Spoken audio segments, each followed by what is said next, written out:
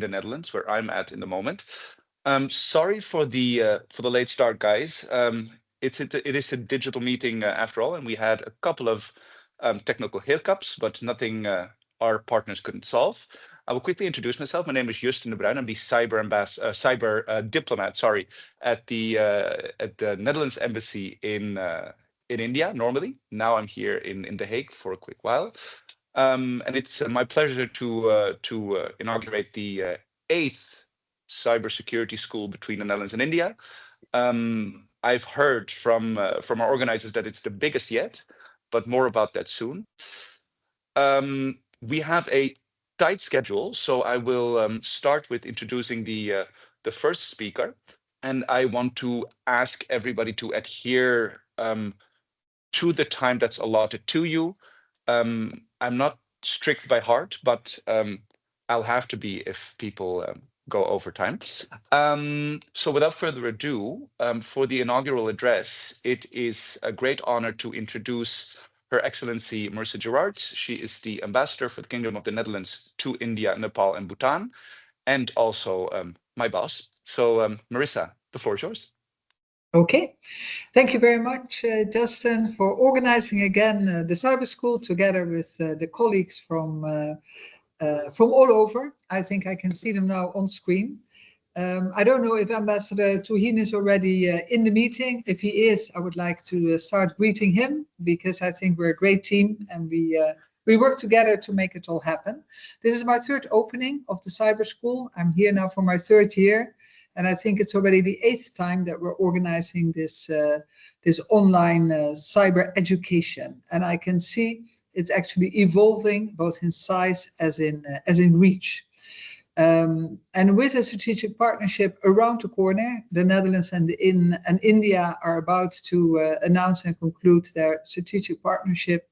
Cyber and cybersecurity is an important part of it. We have signed an LOI on cybersecurity. And it will be, together with other security linked subjects, will be the core of our partnership. And I'm very happy that we have a few joint secretaries from the Union government as well joining into our cyber school today.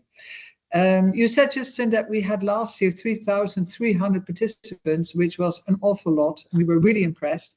But even this year, we're surpassing that number. And I understand that it's a jaw-dropping 5,000 participants. And this symbolizes, I think, the increasing importance of cybersecurity worldwide. Since I arrived, I just told you it was 2 years ago, I've seen with my own eyes that this digital journey of India is really impressive.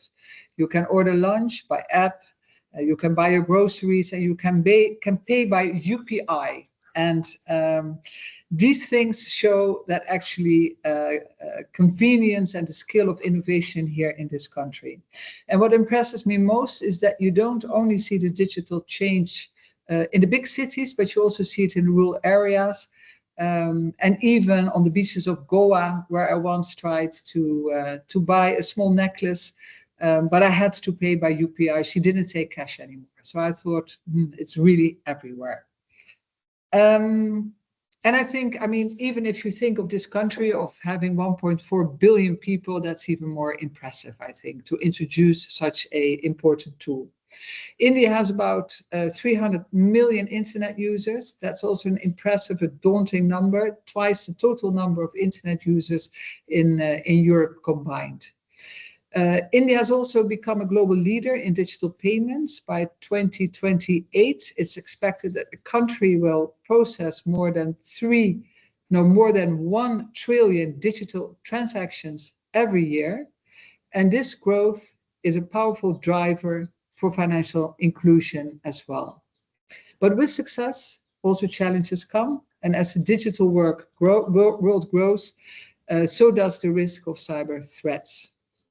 Our increasing dependence on digital infrastructure means that individuals, business, and even national security, they face new vulnerabilities. And this requires constant vigilance and a proactive response.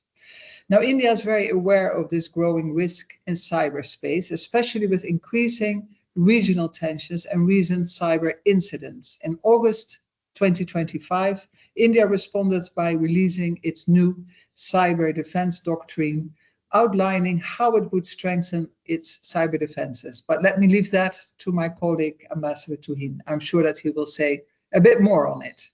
But for me, maybe I told you last time, but of course there are 5,000 new students here online, that I was the ambassador at NATO for 4 years. And I could see in those 4 years, between 2014 and 18, how cyber and space became operational domains of NATO, which is our defense alliance of the West, with 32 member countries and 40 partner countries. Cyber became one of the 5 operational domains, and I could see how important that was for all of us. Now, the Netherlands also has faced some serious cyber incidents. It was just a few months ago that there was this major data breach at the laboratory handling our national cancer screening program and exposing the sensitive data of hundreds of thousands of citizens. And this caused widespread public concern and underscored how personal data, if misused, can quickly become a national security issue. And these incidents, they remind us that cybersecurity is no longer purely a technical concern. It has become an integral part of geopolitics. Hostile entities and state actors increasingly use cyber tools to collect intelligence, to disrupt critical infrastructure, but also to influence public opinion. And I think we're all aware of that every day.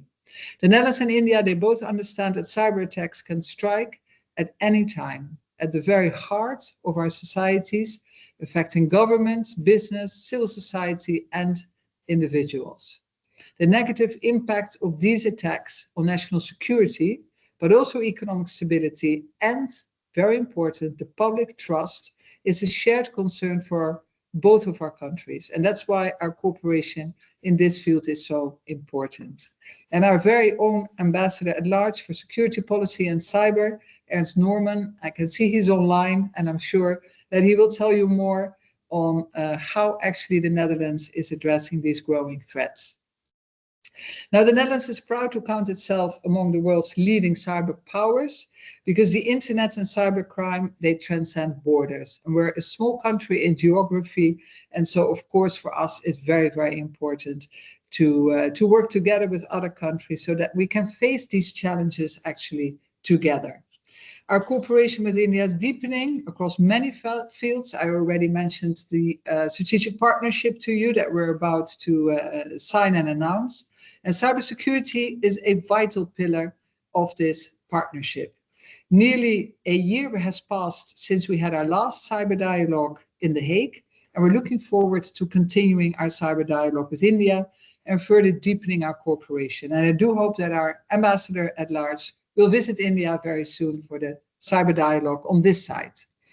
Now, one of the most urgent challenges we share is the global shortage of cybersecurity professionals, and that's why you're here with us. The World Economic Forum estimates a shortfall of 4 million specialists worldwide, so there's a lot of employment out there, I'm saying to our students. The Inaugural Cybersecurity School is an important step in closing this gap together. We're preparing the next generation of cybersecurity leaders, and I'm talking about you, 5,000 students on the other side, and we're here to equip you with the skills needed to protect our shared digital future. Now, my closing remarks. On behalf of my colleagues at the embassy and myself, of course, I would like to extend my sincere thanks to all our partners.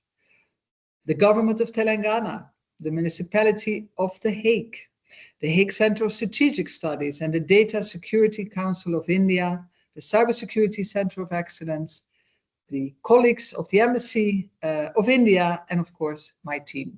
Thank you very much. Your dedication makes this school possible and continues to strengthen the bridge between our two countries. So this cybersecurity school, it's more than an annual program. It reflects our joint ambition to equip the next generation with the skills to meet today's threats and to shape tomorrow's opportunities. It also underlines how central cyber has become in our partnership, as we move closer to declaring our strategic partnership. And to all the participants and organizers, I wish you a lot of success. I hope it's going to be an interesting journey. And I also hope that it will give you a bit of network. You're going to meet many interesting lecturers and maybe some other students as well. And we count on you to fill actually the professional gap that we're facing at this moment in time. And we hope that you will help to keep us safe. Thank you very much. Thank you. Thank you very much, Ambassador, for your inspiring words. I am on the background in contact with our support in setting up this call, and I understood that your counterpart, Ambassador Touhin, was in the call, but is actually having a bit of connectivity problems.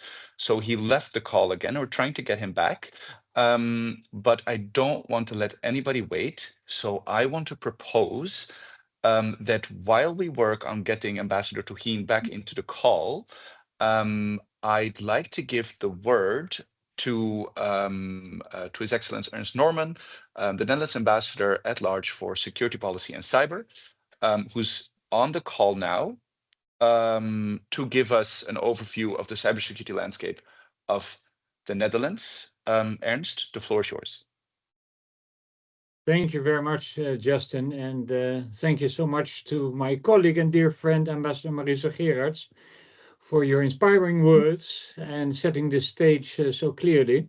And unfortunately, I hope also that Ambassador Touhin will be able to join just a little bit later, because also with him I have excellent contact, and his voice is also very important to be heard today at this opening. So my name is Ernst Norman, and I serve as the Ambassador at Large for Cyber Affairs, and it's a pleasure to be here again, this time for the 8th edition of the Indo-Dutch Cyber School, this time with more than 5,000 participants. You are the largest cohort to date, and your interest alone shows how urgent and relevant our work has become. Cyberspace continues to transform our societies and economies. In the Netherlands, digitization now shapes every sector, from high-tech manufacturing to agriculture and logistics. We invest heavily in semiconductors. Most of you will have heard of ASML and quantum technology. And as part of the EU, we work hard to catch up with investments in artificial intelligence. Thereby, we rely on strong public-private partnerships to make these innovations secure and resilient. India, too, is leading the way. It has been mentioned by Ambassador Gerards. It's leading its digital public infrastructure from UPI to Aadhaar is recognized globally as a model for skill and innovation. With more than 900 million internet users and a rapidly growing tech force, India is not only a digital giant, but also a key strategic partner for the Netherlands.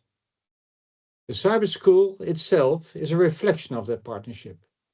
It shows how our two countries can translate India's digital strength and Netherlands' cyber expertise into something tangible. A platform where students, businesses, academics, and governments come together to train the next generation of cyber talent. But we also face challenges. Growing digital dependencies creates new vulnerabilities. Hostile state actors and criminal groups exploit cyberspace to steal data, spread disinformation, and disrupt critical infrastructure. In the Netherlands, we saw this very clearly last year when a Russian attributed hack on our national police exposed sensitive data. And only recently, my colleague already mentioned it, a cyber attack on a medical laboratory, possibly exposing medical data of 850,000 women. Mind you, in a country with a population of 18 million. Both caused widespread public concern and reminded us that cyber incidents can strike at the very core of our institutions and can cause harm to our societies. These developments show that cybersecurity is not just a technical issue. It has, as Ambassador Gerards mentioned, become an integral part of geopolitics.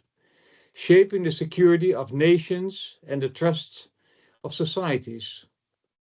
At the same time, the benefits of cyberspace are not equally shared. The digital divide remains stark, with an estimated 2.6 billion people worldwide still lacking proper internet access. If we want cyberspace to remain secure and a force of good, we must address this issue urgently, reducing vulnerabilities, countering threats, and ensuring inclusivity in the digital future. The Netherlands is committed to keeping cyberspace free, open, interoperable, and secure, while safeguarding human rights and fundamental freedoms. Because cyberspace is borderless, our approach combines both a strong national and a proactive international cyber strategy. As part of the strategy, we look beyond our traditional partners in the European Union and actively engage with other regions, most notably India, ASEAN countries, and the broader Asia Pacific. That was why I was last April in India for the Global Technology Summit and will go in 2 weeks' time to the Singapore International Cyber Week. This cyber school is a further and excellent example of these efforts to strengthen our ties. The time is ripe to take the cooperation between our two countries even further and deeper. It has been nearly a year since our cyber dialogue took place. And as we move closer to declaring a strategic partnership between India and the Netherlands, we look forward to convening the next round, so that together we can address new and emerging threats.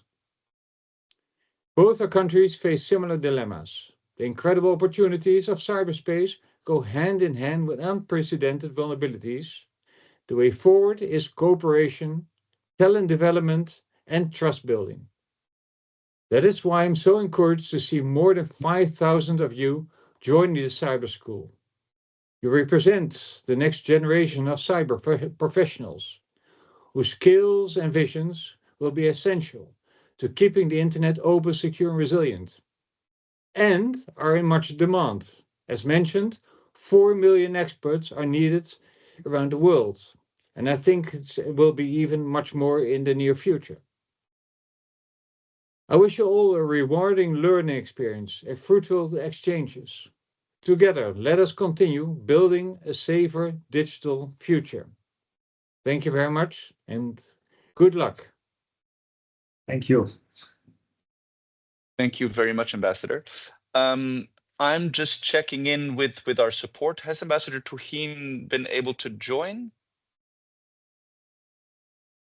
Not yet. Not a problem. I messaged them that we can fit them in any place in the program. We're nothing if not flexible. So we'll just continue with the program and we'll hopefully see Ambassador Touhin later on. Next on the program, we have an interesting conversational session, Cybersecurity at the Intersection of Policy, Technology, and Geopolitics, with the Cyber School's very own Dr. Sriram, known to all of us, and with a great thanks to Nidhi Singh, yes, Senior Research Analyst and Program Manager at Carnegie. Thank you so much for joining us. And Dr. Sriram, Nidhi, the floor is yours. Yes. Hello, Nidhi. Thanks, Justin, for that introduction and for the wonderful comparing. And I wish to thank all the respected speakers.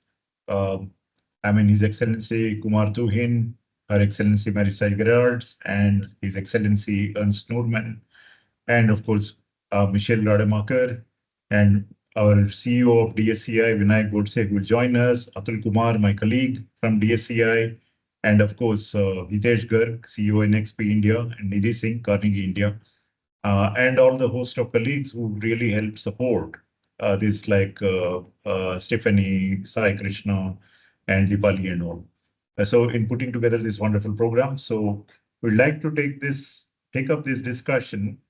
Nidhi, I'd like to turn to you on your thoughts about this topic, this eclectic topic, that what what do you feel about cybersecurity at the intersection of policy, technology, and geopolitics? Thank you so much, Dr. Sriram. Thank you so much for having me. His Excellency Ambassador Noorman, it's great to see you again. We loved having you down for GTS, and we hope to have you for the next edition as well. It's This is a very timely, I think, school, and it's a very interesting conversational topic as well. Policy, technology, and geopolitics, they all seem like they're not really connected strands, but they sort of are. It's great to see so many new ventures come up at this model of international cooperation because you have a lot of definitional challenges that come up to cybersecurity at this time. So it's great to see interconnected domains like policy and governance and technology and geopolitics, and something at the middle of all of these intersections and how you can sort of take this partnership forward. So I'm going to give a very sort of brief introduction on how I see this going. One of the main challenges that you have, and the reason you need these collaborations, is because policy challenges typically are outpaced by the technological advances that you have. So one of the main problems you have when you're designing for something like cybersecurity is that by the time you finish writing the policy on it, that's already been outdated. So it's a real challenge to sort of keep up with the pace of technology, keep your talent updated, keep your regulations and your governance structures updated. Digital infrastructure is a major driver of growth, but it can also become one of the reasons why you have challenges with cybersecurity, because it can be difficult for countries to like keep updating their sort of technology to ensure that vulnerabilities are covered. And in times like this, it's very important to have these kind of like shared resources and sort of like combined upskilling programs so that you can have a new cohort of people, generation by generation, that can take this conversation forward. Thank you for that introduction, Nidhi. Yes, certainly. These are troubling times and exciting times as well. And I'll keep the discussion simple in the interest of the students who are the constitute bulk of the audience. So one of the things to know is that things of value, if you look at it, the entire value chain, bulk of the value chain has moved online, has gone into the cyber world. For example, say banking, there is hardly very little physical cash nowadays being used, but most of it is online. Similarly, you look at design. In fact, physical things are looked at upon as the last leg of the chain, which is easily relegated to automated factories. So in order to develop, produce the final goods, but the bulk of the value lies in the design, in the conceptualization and all that. In fact, many of the companies needn't even have factories like Nike and all, many of them, they don't have factories. So if you look at the overall landscape, the bulk of if you see many of the top-notch industries which are out there, companies, say Uber, the biggest taxi company in the world, doesn't own any taxis, or Amazon, the grocery store or the online store, it doesn't have any physical stores, and so on. So this is going to be the trend now. And with more innovation coming in, this is only going to escalate. So patents, design, all these are also online, which are very precious. So similarly, a lot of the defense related artifacts are there online, whether it's the design of a defense system or so, they're online. And this is what is very precious. So there are three levels, at least. One is at the individual level. The second is at the organization level. The third is at the nation state level. And of course, the fourth level is geopolitical, which is cross-border. And a lot of crimes are cross-border. In the sense, money is, for example, siphoned out and converted to cryptocurrencies, and it is gone through some other route elsewhere in the world. Hence, for law enforcement agencies, cooperation and collaboration is extremely essential. So you look at whether it is sharing of threat intel or in cyber forensics or cryptocurrency frauds, there needs to be a lot of collaboration cross-border. So that's where these geopolitical aspects combined with the tech and the policy aspects come into picture. So from the policy side, to look at it, we would have to have various policies. Otherwise, we really would not be able to match wavelengths with each other. Okay, or within an organization also. What are people supposed to follow? Whether it is the experts, I mean, the people who are in specific key roles like in an organization like network administrator, systems administrators. Those are the people who are at the crucial junction. If that gets breached, then the whole network is compromised. To the ordinary employees, and then of course the board level, the management and all who drive the policies. It is extremely essential. It is very clear cut about the do's and don'ts at a simple level. Then the frameworks to adopt, because frameworks are crystallized best practices. Those things which they need to adopt. Now, for example, take IoT security. In the past 3 years alone, there have been 6 standards on IoT security, leave alone IoT. So in that manner, if you look at it, startups are a very major force in the whole ecosystem, because these are problems best solved by new ideas and all, which are best done by startups, new ones that have come up, and those which can address specific issues, whether on cloud security or IoT security also. So across the border, if you look at it in geopolitics and all, it makes sense even in cross-border investments into startups and all. So that investment community, the venture community can get together and then be able to invest into these startups, which can help bring down the costs at a much higher value in order to safeguard the whole ecosystem across, because these are global threats and all. So before I move on, I would like your take on how one should develop policies that benefit everyone, and also, especially in the realm of cyber and the growing one areas of privacy and privacy engineering, and also related ones are frameworks to address these policies. You have a policy, but how will you implement it? You need frameworks, you need best practices, and so on. Yeah. Nidhi. Thank you, Dr. Sriram. I really liked your framing, so I'm going to stick through with that framing. I think our colleagues have done an excellent job of naming this panel. Policy, tech, and geopolitics are broadly the 3 realms that I think all of these answers can be divided into. So when you look at the collaboration like the Indo-Dutch schools, they're actually quite good. It's a natural collaboration that comes up between these 2 countries because they have somewhat similar strengths, but they also have similar problems that come up in this sense.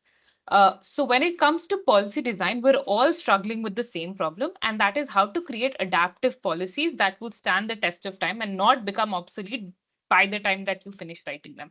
And that is something that requires a little bit more talent. It requires a little bit more like out of the box thinking. There are obviously some policy approaches to this, like regulatory sandboxes and all that are coming up. But exactly how that will work out is something that needs to be discussed. Another thing that you see sort of coming up in this is like the geopolitical dimension of it. And by that, I mean that increasingly you see a lot more North-South collaboration that's happening. And that is something that you see in this particular aspect as well. And I think there's a lot to be said about that, because given the complexity of the challenges that you're facing, there's not going to be any one single actor that has all of the answers. So in order to find some sort of like a holistic answer to these questions, you'll have to sort of go in a way that's more collaborative. And then finally, when you look at tech itself, again, both countries might be placed somewhat differently, but they have the similar issues, because as you integrate more tech for benefit, for governance, you bring in more AI into systems, you bring in more sort of digital tech into systems. It, on the one hand, it kind of increases access and makes things easier for people. So I work a lot on AI. So when you look at like integration of AI, there's of course a lot of potential of AI to do good, but you can also see that it increases your attack surfaces a lot more. So the kind of damages that can come from technology, it used to be maybe a little bit more limited, and now it's growing exponentially. The more you integrate technology into like the lives of people every day, the more that the attack surfaces that you can have for cyber attacks sort of grows. So the solution to this is that you do have, I think a lot of people have come up with some sort of a strategy on how you plan to deal with these issues. And a lot of it goes around like capacity building and how to have like collaborations between states, like the Indo-Dutch collaboration and how that'll affect. I think the cybersecurity school is a very tangible outcome of that. So this is a very practical implementation of what like a broad sort of high level strategy would look like. It will help the students understand what technical constraints is. They can then go on and they can inform better policy making between these two countries. It can educate engineers in security by design principles. And most importantly, I think it builds a cohort of students that can go on later to have more informed policy making overall in the ecosystem. So you will have researchers who can push the boundaries of what defensive capabilities look like. Wonderful, very well put. Thank you so much. So I'd like to, and Justin, please feel free to stop us when we are exceeding the limit. Okay, because this is an endless topic. So one thing is about risk. If you were to take risk itself, and has probably three components. One is threats. That means you have all the threats coming in which manifest or originate from outside. That means somebody, now you have a billion pieces of floating malware. And if you were to set up any server, you find that the bots can attack you in no time. That means there are not humans, but autonomous agents, AI agents, which are behind it, which are just let loose on the internet. And then those will attack you. And there's no human hacker sitting. You just open it up and they will attack you. So you need to baseline the level of defenses very strong. So one is the threats, one leg. The second one is vulnerabilities. Like, for example, like with human beings, ones with stronger constitution resist a disease more, ones with weaker constitution will succumb or be affected. So you have CVEs and all, which are lists of vulnerabilities and all. There also a lot of collaboration is required because we are all said and done dealing with imperfect systems. For example, say Microsoft operating system. If you were to take Windows 4, so you will see that in the past 2 years alone, they've released several GBs, maybe 5-6 GBs of patches, many of which contain security patches and plugs and all the things to plug the vulnerabilities and all. So same with other systems, I mean, Android and all, you constantly have to upgrade, which goes to show that as we keep using and as features are introduced, there'll be more and more vulnerabilities, and you are essentially dealing with man-made imperfect systems everywhere. And when you're dealing with it, you would have to realize one fundamental philosophy that what one man can make, another man can break. So you have to evolve systems, your defenses such that it becomes harder and harder for people. The baseline is set so high that barring the most sophisticated attacker, who will also be deterred, there has to be a series of several layers, multiple layers of defense in depth, and zero trust architecture needs to be there. So these are the things that the third leg of the thing is impact. Every vulnerability, is it something that will just come a minor one, or is it of very severe impact? This needs to be categorized, and there are so many frameworks to do that. And that is the reason why we need collaboration and exchange of data.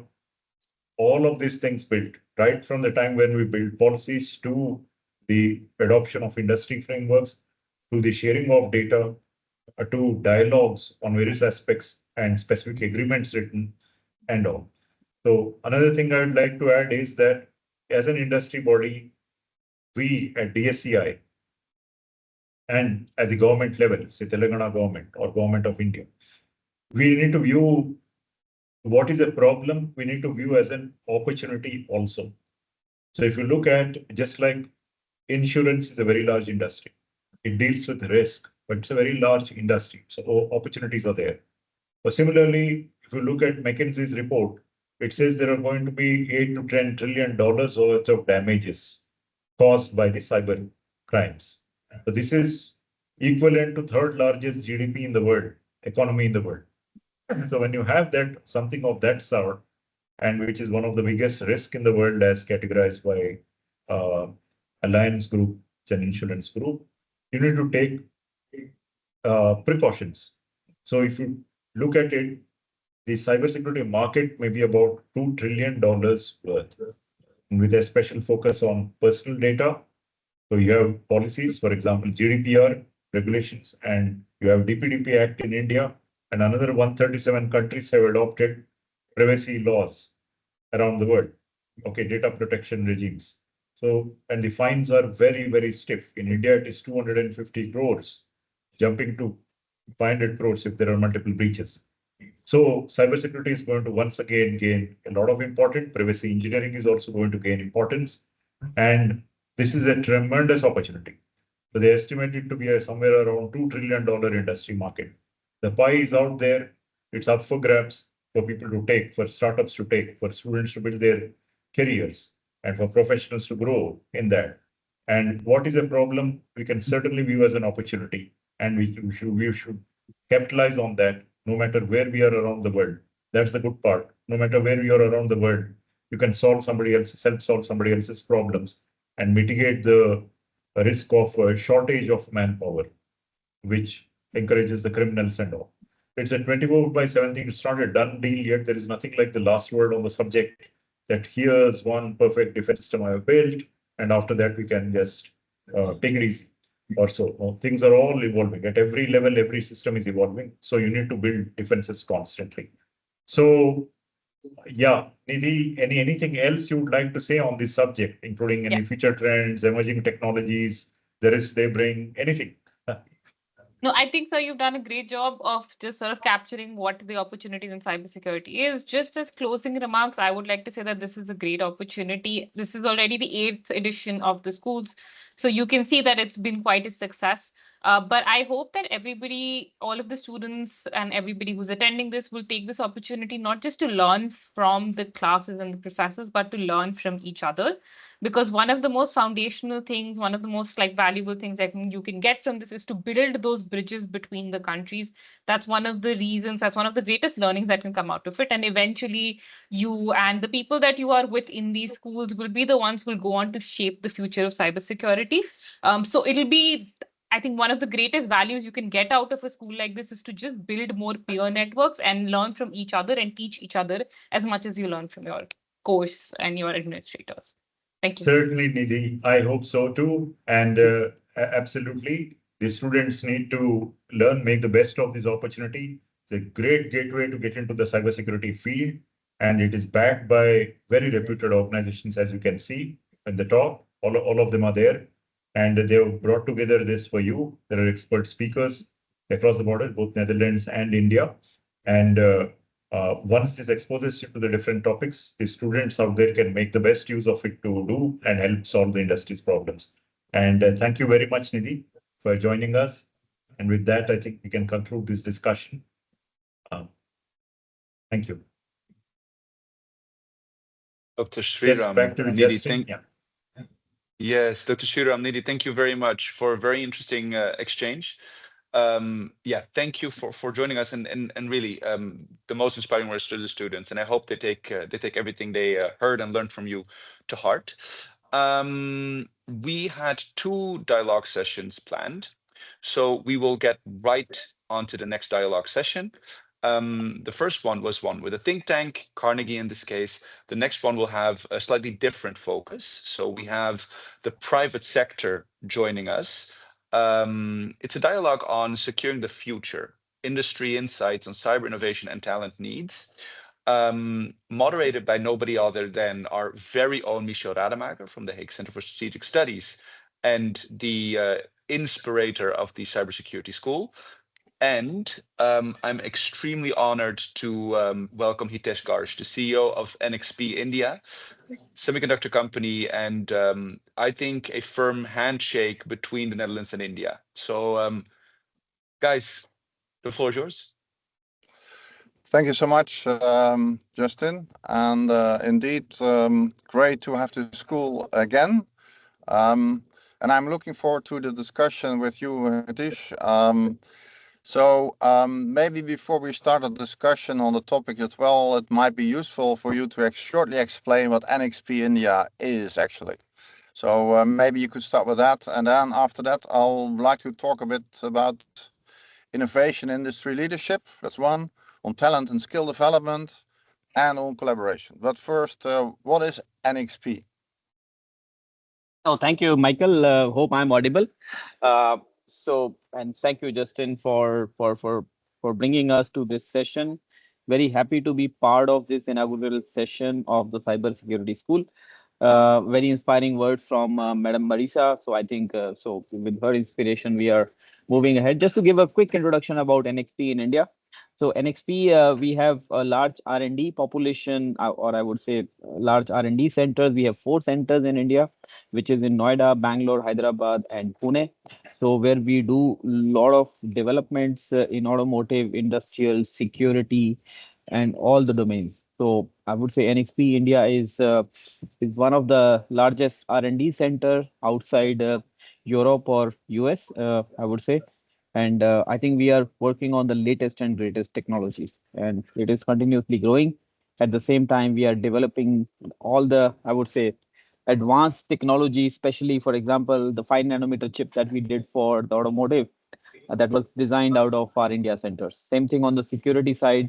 There is some advanced work also happening in terms of, I would say, post-quantum cryptography and some of those advanced topics. So I'll touch upon on those kind of things, but this is just a quick introduction about NXP India. Yeah, and I think the origin of NXP is the Netherlands, isn't it? Absolutely. Yeah. Okay. Great.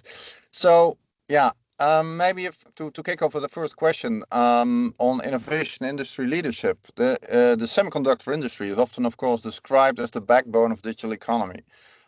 So how do you see the role evolve in cybersecurity, not just as a target, being exposed to cyber threats, but also as part of the solution?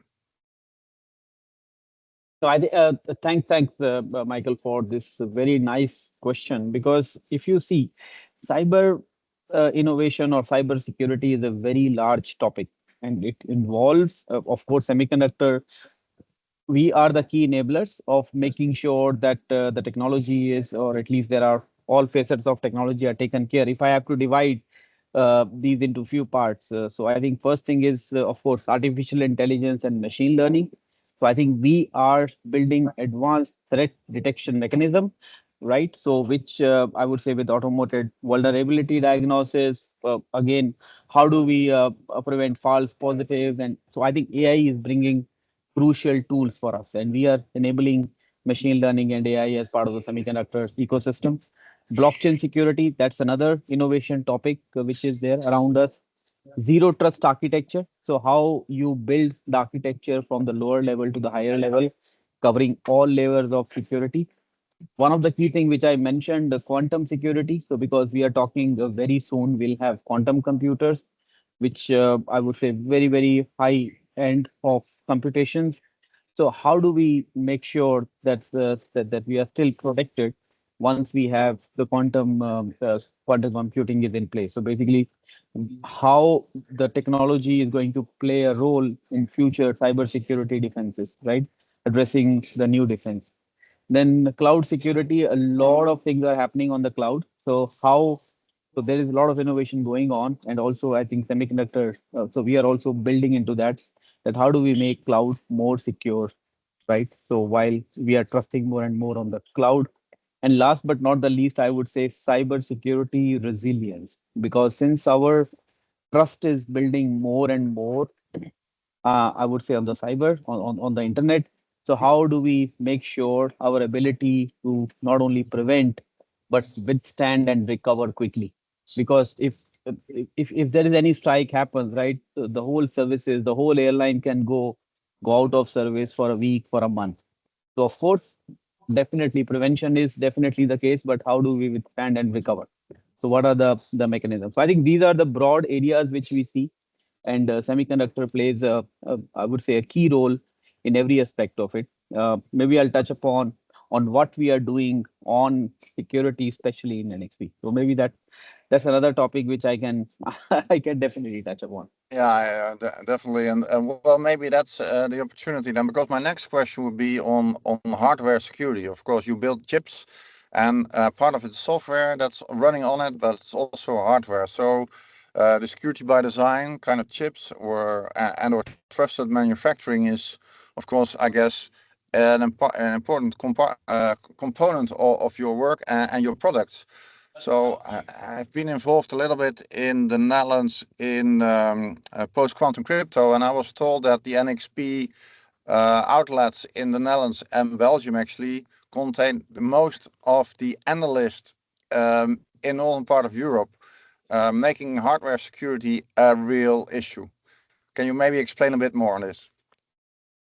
Absolutely. I think post-quantum crypto is one part of it, but if you see, I think the applications are very, very broad, right? In terms of embedded applications in automotive, industrial IoT, smartphones, even smart cities, right? So again, the key capabilities or at least key focus area from NXP is also how do we bring secure elements. A lot of transactions are happening these days, so they are both happening, I would say, on secure element, which was kind of invented by NXP or Philips 20 years back.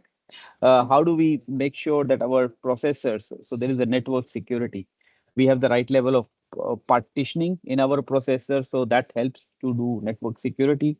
Also, we have an edge lock assurance program, which ensures product meets the strict industry security standards and proven development process. So I think NXP is, so I think on these kind of technology, when we look at areas like embedded and IoT security, I think we secure element authenticators, processors that provide secure device credential management and cryptographic support for IoT and also the smart home applications. Automotive, I think this is one of the big area. So where we talk about secure transponders, readers, and platform for secure car access immobilizer system, integrating security also into the connected vehicles, right? Yeah. Then in industrial and network security, of course, network security is one of the that how things remain under the firewall. And I already mentioned about innovative security features. So I think you asked about the post-quantum cryptography. I think NXP is actively working, and we are leading the standards for post-quantum cryptography solution to protect the threats again, the future threat of quantum computers, right? Which can compromise any of the public key infrastructure. So I think Yeah. looking at all the aspects, be it on the network side, be it on the device side, be it in the and various applications, I think NXP has broad solutions, and I think we definitely would like to get engaged with more and more students or new professionals as the security paradigm is widening. So this is, I think NXP continues to build its strength and continues to get all the new paradigms into the security ecosystem. Okay, yeah, great. Yeah, so and for this all, you need talent, of course, and there's a global shortage of these kind of people that are really able to bridge the gap. So, in your view, what is the best that students can do to prepare themselves for this kind of jobs? So absolutely, I think this cyber security school is one of the ways ahead. And second thing is they first need to understand that because security, if you need to be I think so to be an expert, it's always best that you find your core strength, you find the core area. So again, technical skills, if I need to touch upon on the network security to understand how the data flows across networks. Method to secure them is really crucial. Operating systems, of course, that's more in the software domain. Cloud security, right? How do we proficiency in cloud platform, be it AWS or Azure? Uh, then I touched upon the cryptography, right? So how the knowledge of encryption, hashing, key management system. I think this is vital for securing the data. I would say when it's in the memory and also in the transit. And then, of course, a lot of security applications, programming, script. So it's a whole ecosystem, and there is a lot of knowledge available around us. But I think they need to find that where that they need to find one key topic. It can be on the cryptography, it can be on the cloud security. So where they can build their deep expertise into that area, so that they can, I would say, have a uh, uh, yeah, probably a long-lasting career. Yeah, precisely. Yeah, and so there's no course that doesn't address artificial intelligence because it's a hot topic. It might also potentially change the the types of jobs in the industries, and maybe in combination. Um, I think that's another topic that I would like to address, but maybe you can combine those a bit. Is if you look at collaboration, cross-border, but also cross disciplines. What does AI bring to the table, or what should we take into account for new cybersecurity jobs in the future? No, Michael, that's a fantastic question, right? So again, if you ask me, I would see AI as an enabler. So AI is enabler. They are helping you to do the things faster, easier, better. So I think the core still remains the fundamentals of how do we protect the data, how do we create the secure connectivity, how do we do the cryptography. Of course, that remains the same. Of course, when we are having quantum computer, we have, of course, we need to think about new algorithms, new architectures, how do we save. But AI is more like an enabler. So from that perspective, the students have to learn it's that how can AI help in securing the systems better, or in creating, I would say, secure operating systems, or secure or more security in the cloud, or for automotive. So I would see AI more like an enabler. Of course, it will do things better. We talk about now agentic AI is coming, where a lot of things are on the workflow are being automated. So I think the fundamental remain the same in my view. At the same time, AI is a tool for you to do the things better, faster, in a more efficient way. Okay, and then maybe a short answer and a short question is with regard to this collaboration, and probably it's also the last question because I think we have to wrap up, is if you look at collaboration and or partnerships between industry, academia, and the governments. So what will be your recommendation? Well, I think we are already doing that, and this is a fantastic way. I would say cybersecurity school, which is, I think, between India and Netherlands, which are having key strengths already in these areas, and connecting with the universities both in India and Netherlands, creating more awareness is very important. At the same time, what industry can bring, and we always bring, is the real world problems, right? The problems that we need to solve, which will expose the students at least to the real world challenges, and they can work with us. They can come for internships for 6 months, 1 year, sit with our engineers, try to learn some of the techniques that how those things are used in the industry. So I think we welcome the smart engineers who are working, who are experts or getting expertise into this area, to work with our engineers. And what we can also share is the real world challenges that we are facing.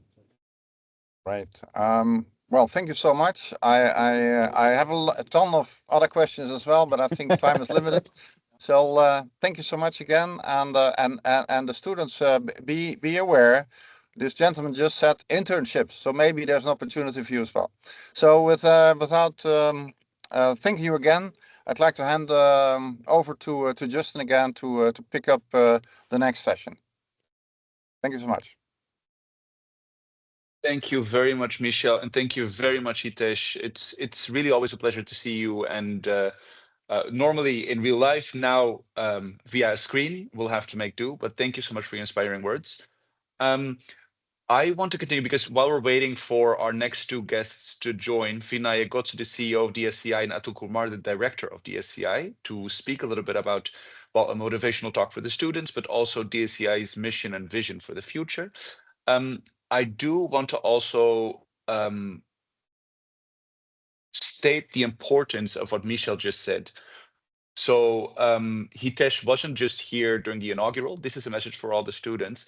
The company that he's the CEO of, NXP, is a Dutch company that is working also in Bangalore, employs a lot of people. They won't just participate in the inaugural, they will also provide us with a lecture, and they provide us with a challenge for the students to work on. So to all the students in the call here, please make sure that you participate in the entire cybersecurity school and that you work well on these challenges, because this is your opportunity to leave a good image of yourself and your capabilities with a very, very inspiring company that is hiring people. So while I said that, let me check with our technical support team. Have either Vinaya Gotsu or Atul Kumar already joined in? Not yet. So that leaves me the difficult task to be flexible and to bridge the gap until they join. Then maybe what I want to tell the students is the following: that there's more details on this coming up, but for the first time ever for the cybersecurity school, we as government officials, we're not experts, of course, but what we've noticed that we're sitting on a gold mine. While the rest of the world has a lack of cybersecurity talent, we are training 3 and now 5,000 individuals that are interested in the topic. And what we want to do is we want to create way more of a connection with the private sector. So the details will follow. But what we're working on is perhaps creating a physical encounter with students and companies and trying to bring them together. So to connect the best and brightest of the cybersecurity school, those who fully participated in every aspect of it and in the challenge, with an opportunity to be in direct contact with companies looking for students. So that is a very exciting new thing that we haven't done before, and which would give the participating students the opportunity to perhaps get an opportunity out of the cybersecurity school.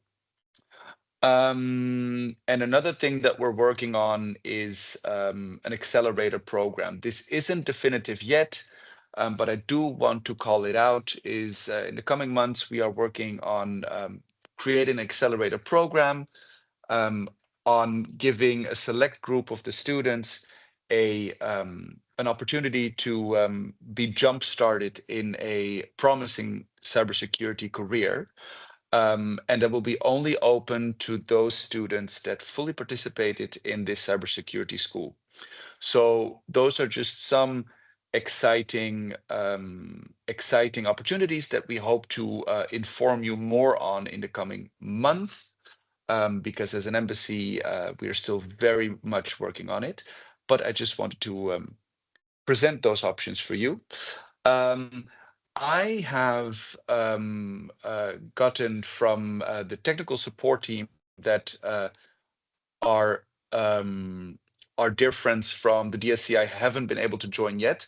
So what I'm doing is I will again try to be flexible and request the same flexibility from my teammates in organizing the cybersecurity school. And I wanted to ask whether I could perhaps give the word to Michel Rademacher and Dr. Sriram, who don't need an introduction anymore. We've already met them, but perhaps they could tell us a little bit about this year's cybersecurity school and what to expect. Okay. Yeah, well, no problem, Justin. Yeah, a couple of things without hoping to mow on the grass for Dr. Sriram. But what I think is important, first and of all, is that we work together in co-organizing this. And we cannot do that without the support of many others, like DSIS itself, of course, the government of Telangana, the municipality of The Hague, the Cybersecurity Center of Excellence, but also companies like Terra Eagle, Cyber People, Blockverse, and others. So that has to be said before. Yeah, so the intent of the course from the start was to mingle various elements of cybersecurity. So the course is not technical alone. It has some lectures that are quite technical, but there are also topics like ethics, accountability, and how to deal with that, but also topics like cyber mercenaries or ransomware or a SOC. What is a SOC? A Security Operations Center. So it's a mix, and that means also that the students are a mix. So we have people with a technical background, we have people with a legal background, and we have people with a policy background. And so we organize the lectures plus minus 20 addressing the combination of these kind of topics. We do also have a serious game and we have these challenges that are being alluded to already. We have 5 challenges at this point. And what we will do also during the challenge, that we make small teams of, let's say, 12 people of a mix of competences. So they have to learn to understand each other jargon and each other perspectives. Because in real life, this is the same. So cyber is not a technical issue. So if you work in a company, it's not only technical solution that you have to solve. It's also how do we get it to policy, how do we abide to rules and regulations, and how can we find a good balance in those. What I think is also interesting is that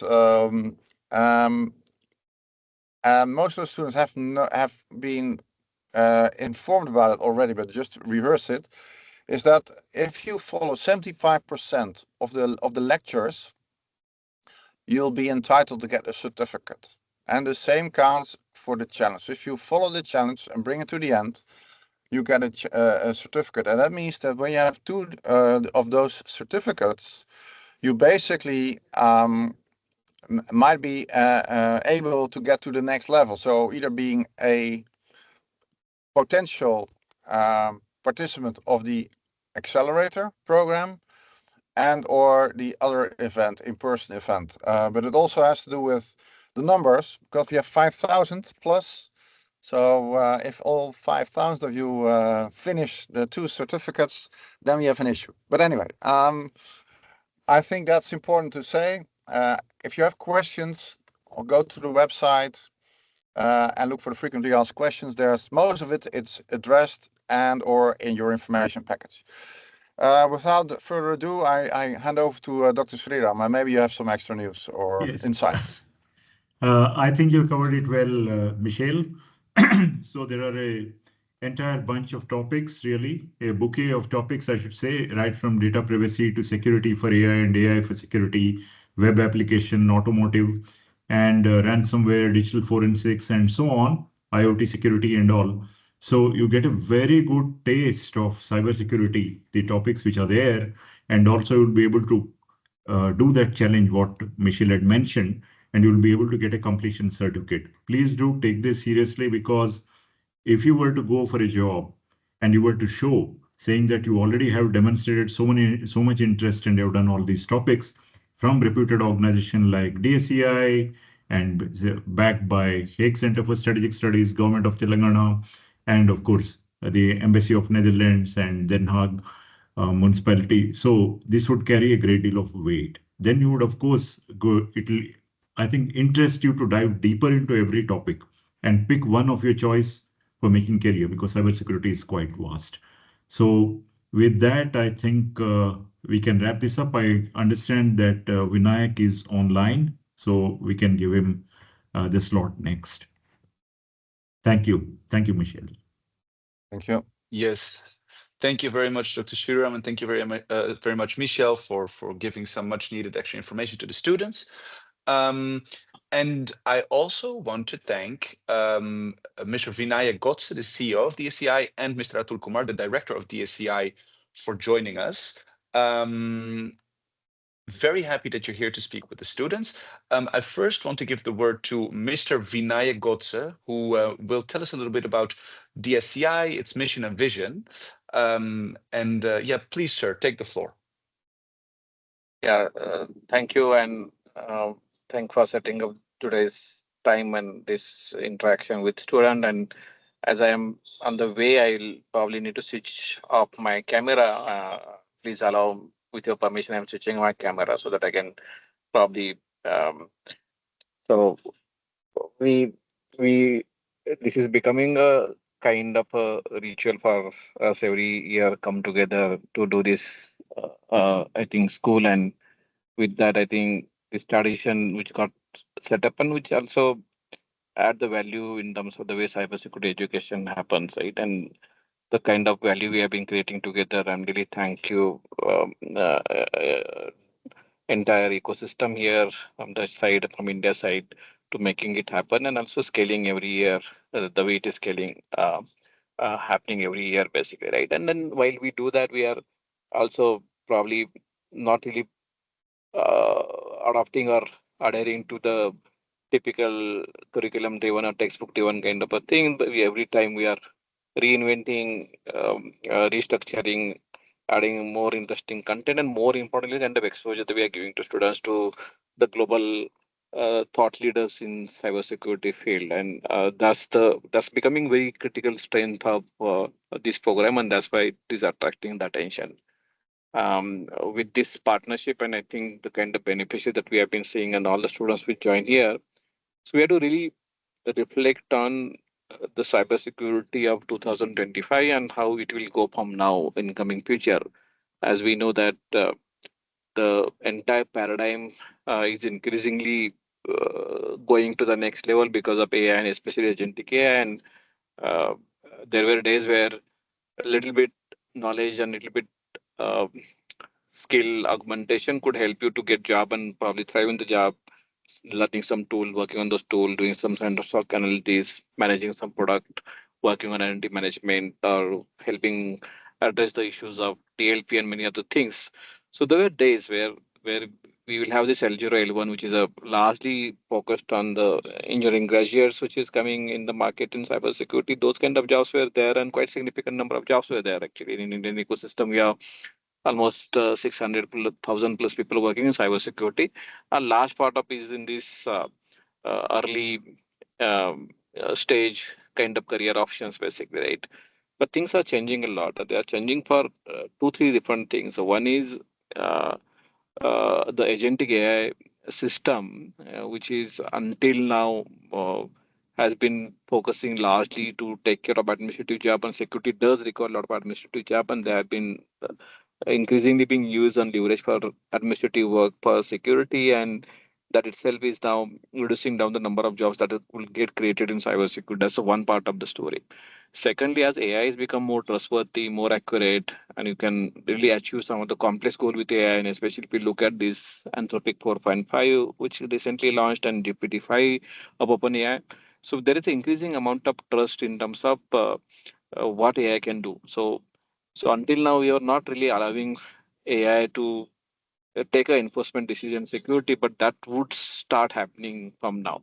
So that means there are some senior level role as well, managerial or governance, or for that matter, a lot of those roles will also little bit get into a challenge of AI, and AI will significantly throw challenge to that basically, right?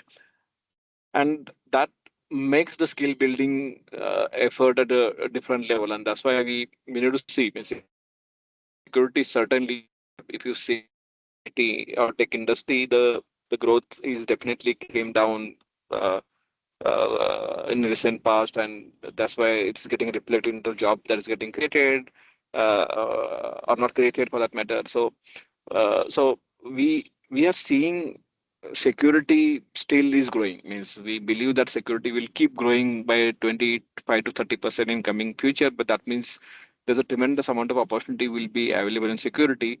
But as I talked about, the bottom line, the administrative work, the managerial work, and eventually enforcement would also taken over by security, right?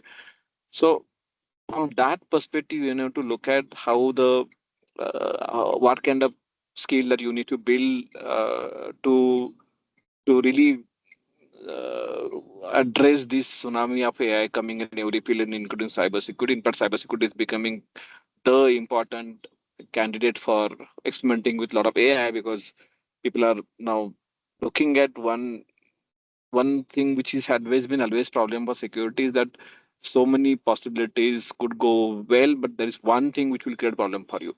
Until now, no matter how much expert that you can deploy for a work or to do threat hunting, threat intelligence, and many of this work, getting hold of that one thing which will create problem had been a problem of a big processing of data, giving attention to all the possible thing, giving attention to all possible dimension, giving attention to all that needs to be looked at when you're taking that security decision, basically, right? So now AI is trying to help you cover the larger ground, trying to help you to understand this better, trying to help you summarize this better, enrich your understanding, consume the global intelligence, and then probably get a better sense of how it is going and what is happening, basically, right? So and then once you get to know, then you need to orchestrate a lot of actions, and AI is also becoming better at that basically, right? So then, what really will help and what kind of thing that new aspirant to cybersecurity, what should they do and what should they look at in terms of still finding opportunity in cybersecurity field is like understanding the fundamentals much better, right? There is an increasing call that probably what we used to do in last 20-30 years of time may not be required to be done, but and you must have heard about what Elon Musk and many other senior leaders in Silicon Valley is talking about. Go to fundamentals, go to mathematics better. So becoming more mathematical in cybersecurity is very important. There is something called a cyber maths as well, the mathematics which is relevant to cybersecurity. Going to more foundational in terms of understanding physics better, understanding overall science better, and create that critical thinking capability in overall tech department, and more importantly for cybersecurity is very important. As a DSI, we have some advanced courses which is helping you to do this critical thinking or understanding how to do critical thinking, how to do systems thinking for cybersecurity, how do you think strategically about cybersecurity. So a little bit effort and time while you are getting a lot of this ground up hands-on kind of exercises as a part of this curriculum, but creating that intent of thinking deeper in cybersecurity, creating that intent of thinking critically for cybersecurity is very important, right? And also embracing and creating of AI to understand security much better, basically, right? So this year is a very defining year in terms of how the paradigm of security is changing, and we believe that because of AI, a new greenfield for security is getting created. And if you start addressing security with a brownfield understanding, or typically uh, sailing through Red Sea, then you probably will not gain a lot. So there are a lot of blue sea, a lot of new thinking, a lot of these kind of blue ocean that is getting created for cybersecurity and overall tech ecosystem, basically, right? And then it is changing fast as well. So between two paradigm of technology, from one paradigm to other paradigm, we used to get a lot of time to prepare ourselves better, to understand this better, learn our skills. But the paradigm to paradigm, this timeline is getting squeezed almost every month or every 3 months. And that's why we need to be very fast in terms of adopting new technology, new way of doing things, basically, right? And there are a lot of this thinking globally available, and the AI can help you to get hold of this chain of thought, the tree of thought, a lot of those kind of thinking AI. You can use it for up, upskilling and upgrading your understanding of security, right? And once you are able to understand, upgrade it better, and once you are able to stitch it better, basically, and rather than seeing AI as a understanding and serving to AI, basically, can you just create a meta understanding of how things are going in AI, basically, right? We call this a metacognition, basically, right? If you build this metacognition capability around AI, more importantly for cybersecurity, then there is a tremendous amount of opportunities waiting for you, basically, right? So I will like to see how we build this kind of metacognition for cybersecurity in this year's school for cybersecurity that we, with Dutch government and Indian ecosystem, is trying to build together. And I look forward to see how we deliver that to you, and more importantly, for all of the students join here. My request is be more inquisitive, be more to become a critical thinker is become very inquisitive. Become critical thinker is have that courage to ask question, have that courage to really put your views forward, basically, and sometimes challenge the ideas that are being presented to you, basically, right? So create that intent, and then if you have that, I believe you will achieve a lot of possible abilities in cybersecurity field, because cybersecurity is still very significantly, we still see the challenges that we see in cybersecurity still early stage. A lot of interesting challenges, a lot of daunting challenges that will be coming in cybersecurity. So if you prepare yourself better, you will be the one who will be solving those challenges, basically. So with this, I would like to conclude, and again thanking the ecosystem both from the Asia and the embassy and many other executive side to really continuing with this tradition and this kind of effort of creating the skills in cybersecurity contemporary to the ecosystem that we see right now and we'll see from now. Over to you, Dr. Sriram. Thank you very Thank you much, so much. Vinayak. Excellent. I think very well put. Over to Justin. Thank you so much, Vinayak. Thank you. And it was great that you could join on such short notice. Also, it's now a pleasure to give the word to Mr. Atul Kumar, the director of DSCI, for a motivational, inspirational talk to the students. And I just want to quickly highlight that I think it's the first time that we've seen such a heavy presence from the Data Security Council of India in the launch of the cybersecurity school. And I think it's a testament to the growing relationship between the Netherlands Embassy and the Data Security Council of India. So I want to thank both of you very much for joining us. And Mr. Kumar, the floor is yours. Thank you, Justin, and really great to be here actually, and really a great start. And so again, hello everyone. It's a pleasure to be here, and especially among the bright young minds, future leaders, and innovators who will now going to contribute in defining the future of our digital world. This particular initiative, definitely it's a testimony for a successful collaboration that India and Netherlands has now, and which brings together both the two knowledge economies that believe innovation must be secure, inclusive, and globally responsible. And I think this school is going to contribute a lot in terms of building a good skill set in the domain. Here, just a couple of thoughts there, and one is definitely like the two economies are coming together. India has a scale in terms of billions of digital users, world-leading digital public infrastructure, and thriving startup ecosystem. We are working on a lot of innovation in cyber. And at the same time, Netherlands brings a deep expertise in cyber innovation, responsible tech, regulatory ecosystem, and so on and so forth. And together we represent the ideal blend of innovation and trust here. That's what and how I see it. And especially today, when we talk about the digital future, we often talk about the speed, innovation, and the transformation which it's leading to, which is definitely a truth. But at the same time, there is another reality which is there. This all is possible and can sustain and flourish with a level of trust that we are going to build. And here, a lot of responsibilities lies on us as a cybersecurity professionals. And again, it's going to be a responsibility of the professionals who are actually going to join this course and going to learn a lot of things and experience a lot of things around cyber. And we are together probably going to enhance this trust in this digital space and the cyber space.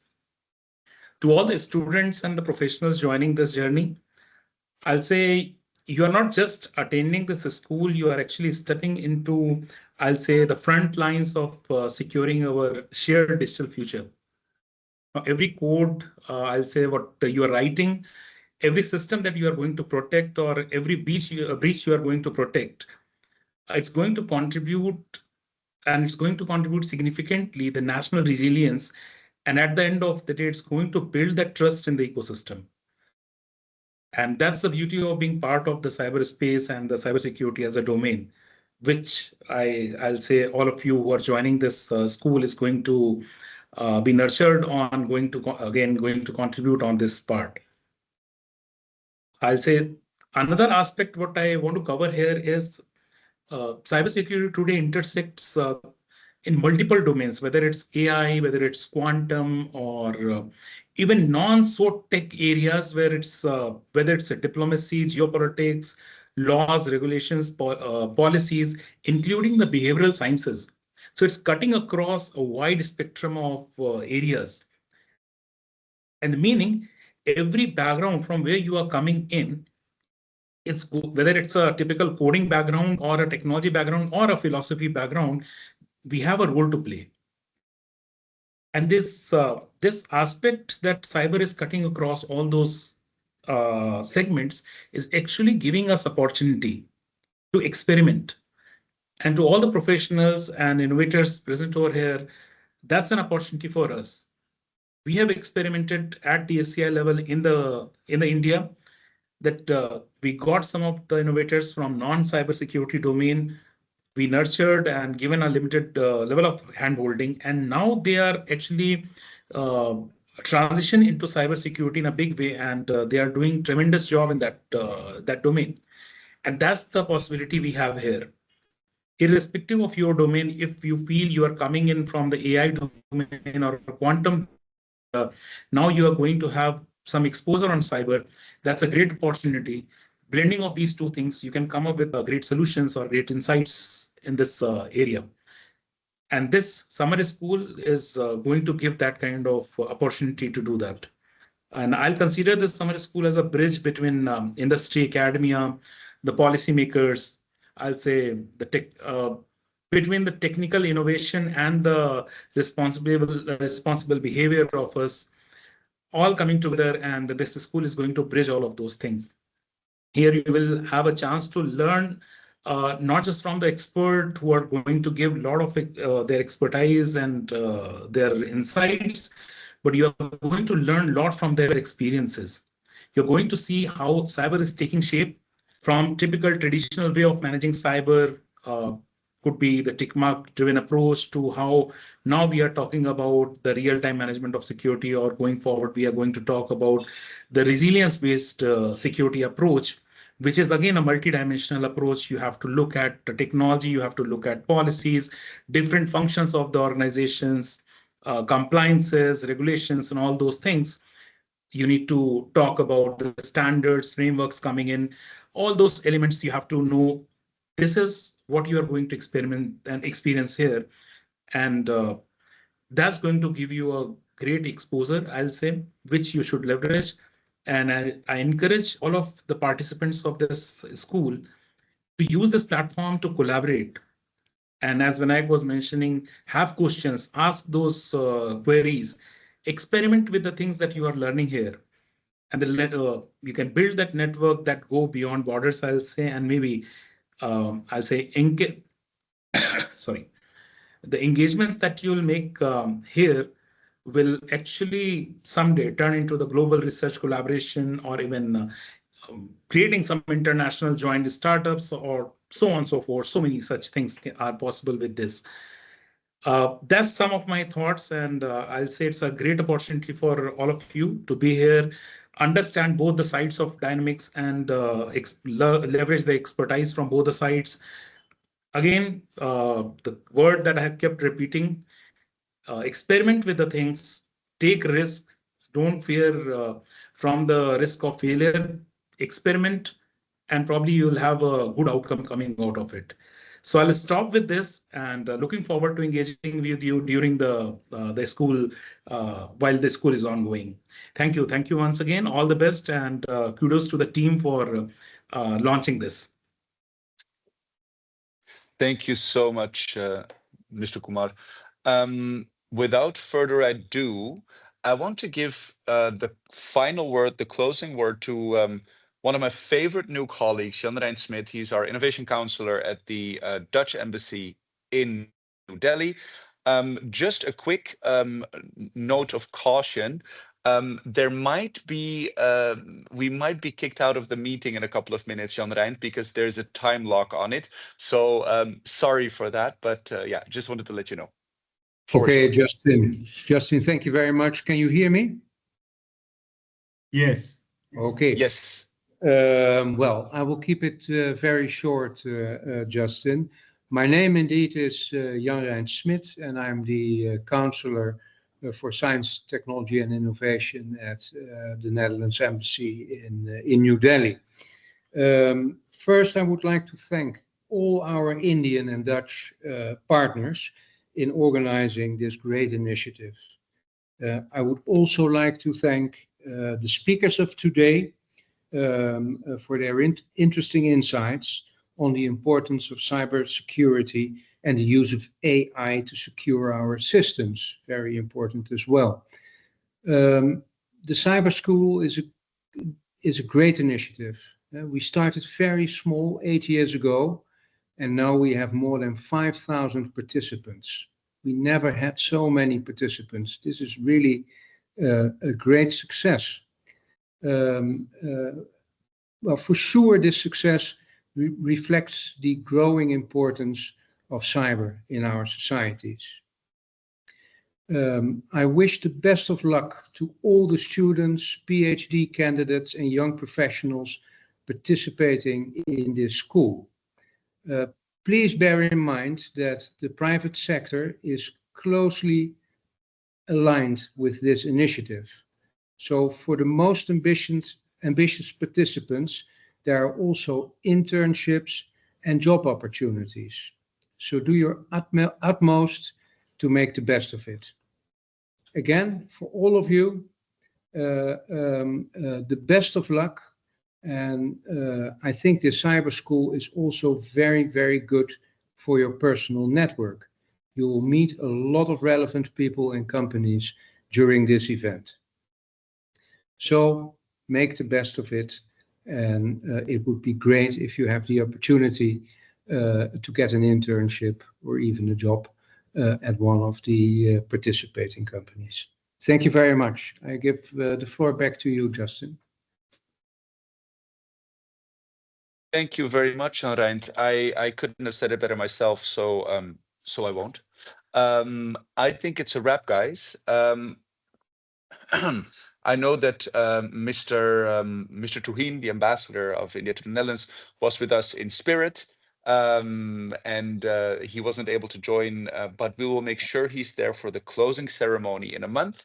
In the meantime, the best of luck to everybody, and thanks for everybody for joining in and for making the effort to be here with us today.